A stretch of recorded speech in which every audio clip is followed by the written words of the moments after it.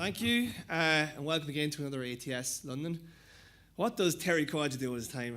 Yeah. He sits at home in front of Photoshop and whatever. I really Adobe start to promise. rethink my banking choices. Yeah, obviously, yeah. He's still selling companies, Michael. So Some worse. yeah, he's doing well. He's always doing well. He was the only man making money in this industry.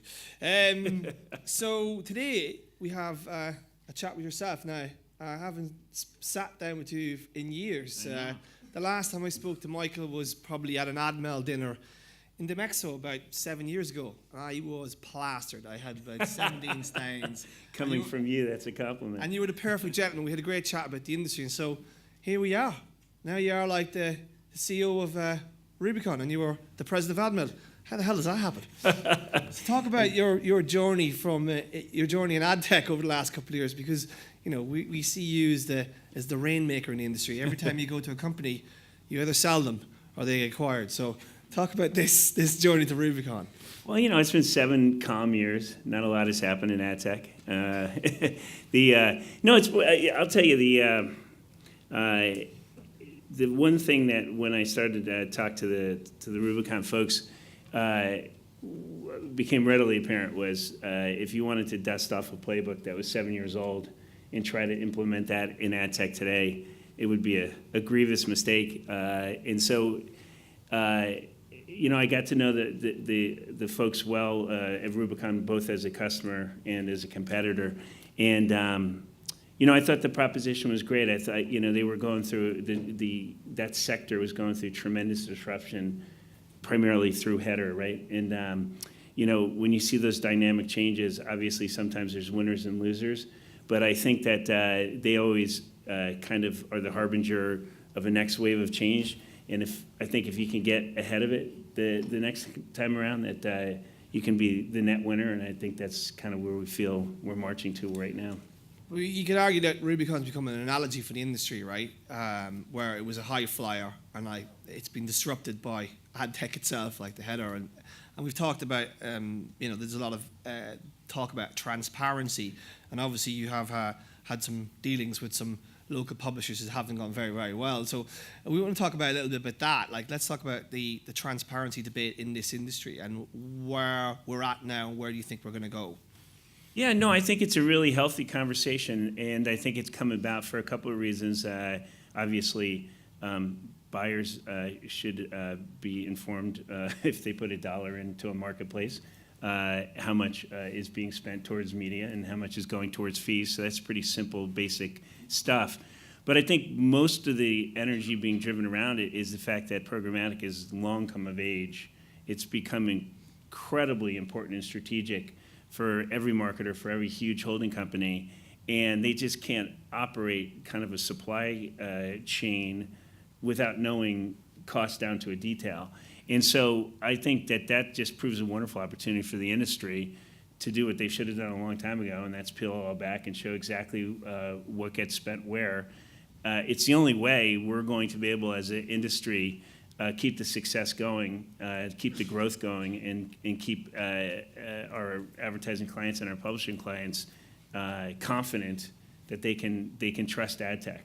So you think this is a natural progression from where we were? So obviously programmatic started the whole sort of data-driven piece, and it's a natural evolution of the space, particularly around the transparency piece, and also around compression of margins, because this is obviously a huge issue as well. So let's talk a little bit about that. Where do you think that is going to sort of accelerate in terms of how ad tech works with constituent players like publishers in that compression of margin, or sort of are we going to see what we're seeing still now at the minute? No, I think margins will continue to be compressed. I think that the idea that the industry could operate on the take rates that they historically had for the last 5 years, I think that's changed. I think you have a lot of energy around this idea of the unified auction, right? And that brings with it a cost structure, but it also brings with it opportunities. And I think that the take rates that you saw from, traditional SSP businesses aren't going to hold up in a new environment. And I don't think that's a bad thing. Again, to go back to the original premise, and that is we all want growth, we all want confidence in ad tech, and I think that the take rates, if stayed in place the way they weren't going to facilitate that kind of trust or growth. Do you think a lot of businesses were built on that margin? Like, Oh, yeah. you No question. had a lot of companies that were funded, VC backed. 100%. Yeah, and do you think a lot of them will die, or will there be 100%. there'll be consolidation in the space? Oh, consolidation, probably a lot through death and others through acquisition, yeah. There's no question. The cost structure has increased while the margins are going down. And so that's never a good thing. You don't like write up a business plan and say, hey, give me some money. I'm going to compress margins and increase my costs.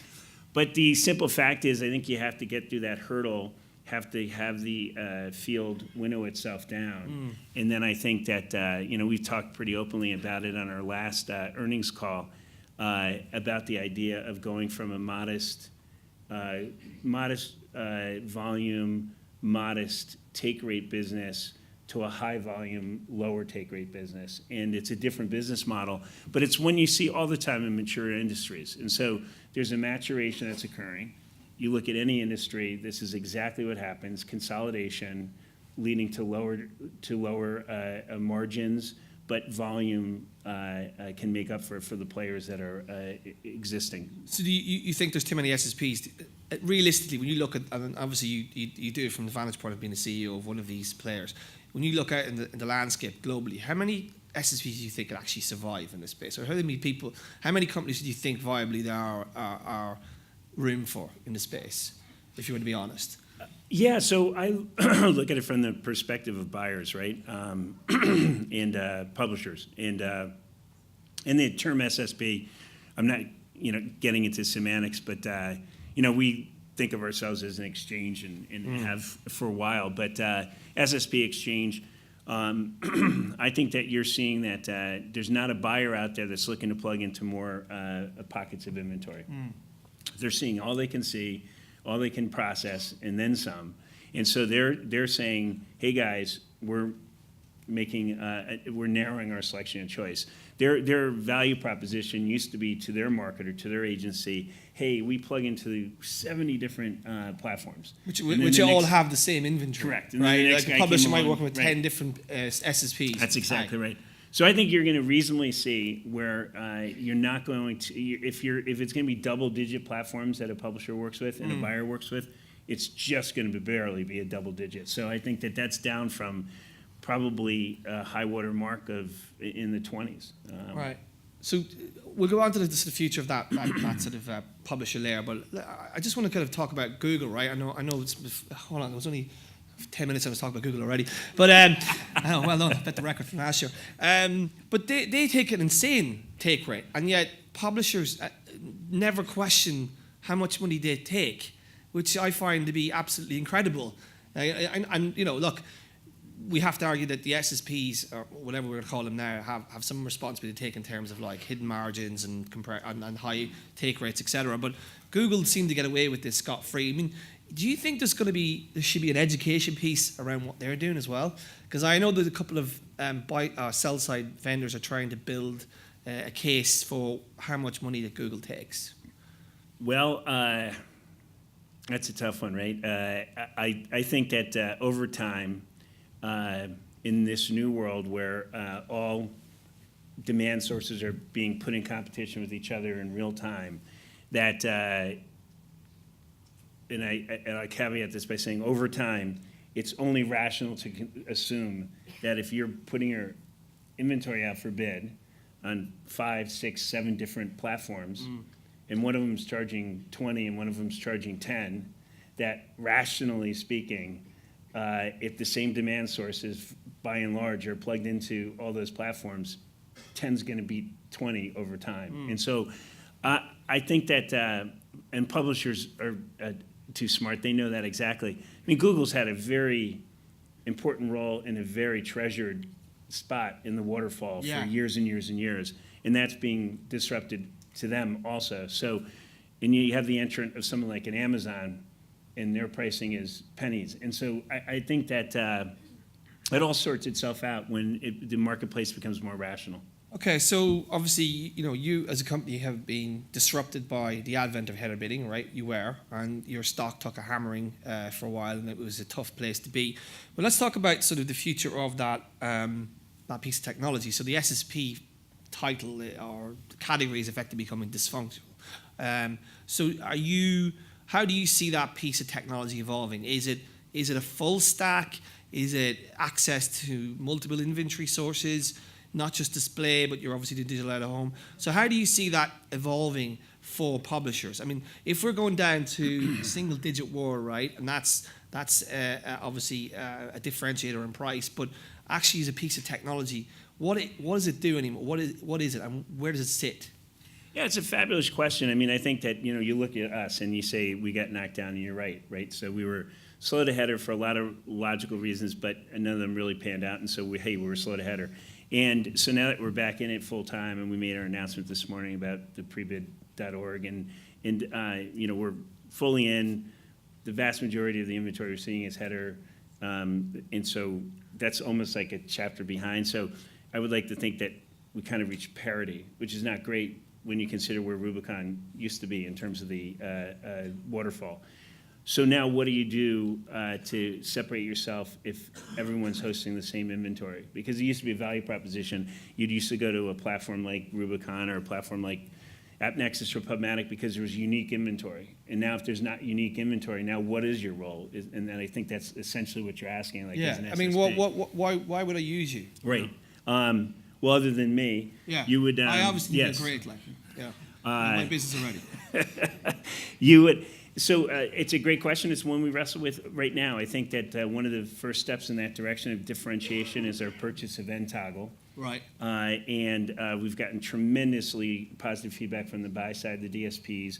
They're being choked in traffic. If we can somehow shape the traffic flow and have them be able to win more and process less, that's a big value proposition. So when platforms start to consolidate, if buyers would just as soon spend $1 with us than someone else because we're helping them out, that's a point of differentiation. We have a whole host of other product stuff.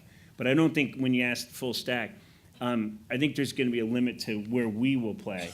Still think there'll be an ad server effectively, right? You'll still have an ad server, but you'll still have the SSP 2.0 or whatever we call it, like, which actually is sort of the programmatic data-driven layer of that basically. Yeah, I mean, I think just like the definition of SSP, we can debate the definition of an ad server, right? And so, well, your old boss is to blame for that, isn't he? Is he here? Is he?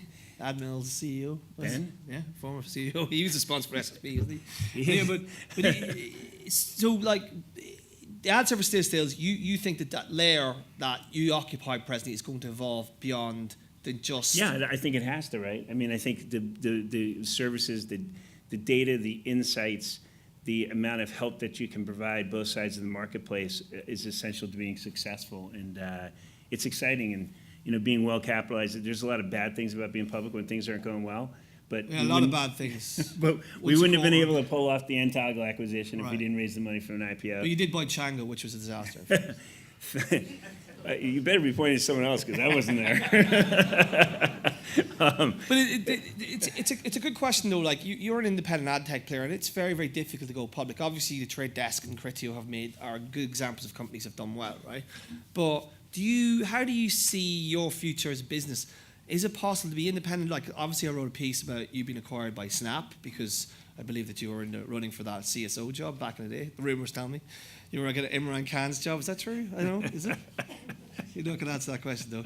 But even though if Snap did buy Rubicon, I mean, do you think independence as an ad tech company is more difficult publicly, or is it?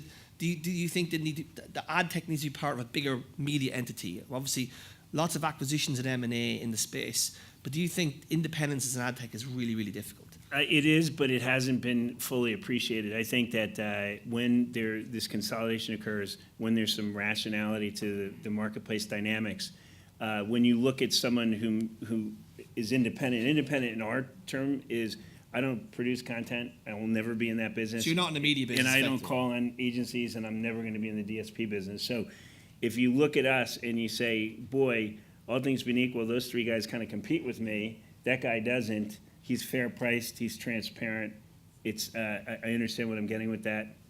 You know, I think there's a value proposition. And you think that there is a value proposition globally, scaled up proposition for 100%. I think, you know, we talk about the supermarket of programmatic, and our goal is if it can be bought or sold programmatically, it will be on the Rubicon platform. And that's a considerable investment. I mean, digital out of home as a marketplace doesn't occur overnight. You have to onboard the inventory. You have to introduce it to the buyers. It takes a while. And audio is another great example with our friends at Spotify. It's taken off like a rocket ship, and now all the traditional radio companies are joining in. And so I think that there's a lot of exciting opportunity in terms of being that broad breadth exchange, because it requires investment. And so we're willing to make it. You were brought in to build a company as opposed to sell it then? Absolutely. All right. On that note, thank you, Michael. Round of applause, please, for Michael.